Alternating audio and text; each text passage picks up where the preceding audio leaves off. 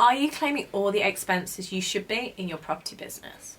Hi, I'm Kimberly Shapcott, qualified chartered accountant, property investor and entrepreneur. Let's sit down and have a chat.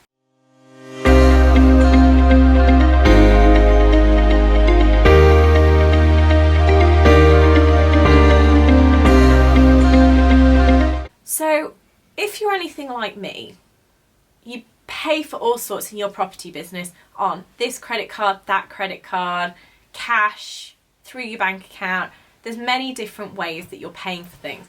Now that is great because if you're using the right credit cards and you're using the right thing, then you might be getting points or building up balances to help you get some freebies or some vouchers, which is great news for us as individuals. But from your business's point of view, it gets a little tricky because now you've not just got everything going through your business bank account, whether that be in a company or in your own name. You've now got lots of different things in lots of different places. So you do really need to now get on top of your bookkeeping, on top of your record keeping, or at least when you come to pull everything together, you need to make sure you're checking the right place.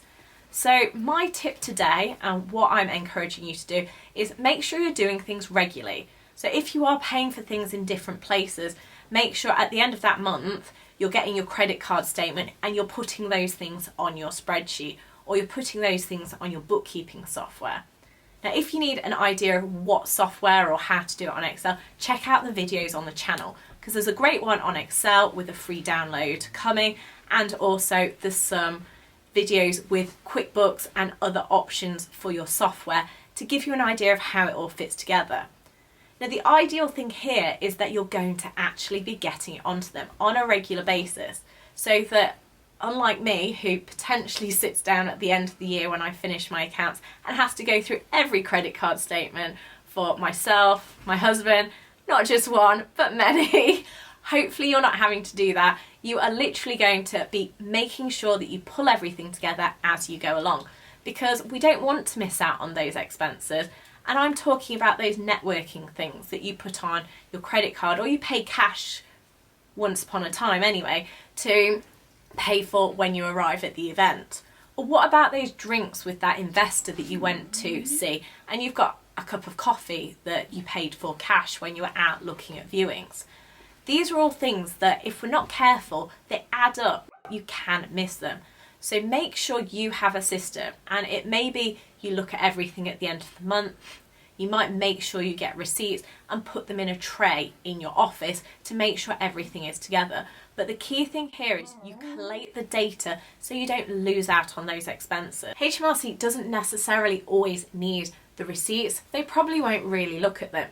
But the key thing is we've got the data, we've got the information at the time so that it's not forgotten.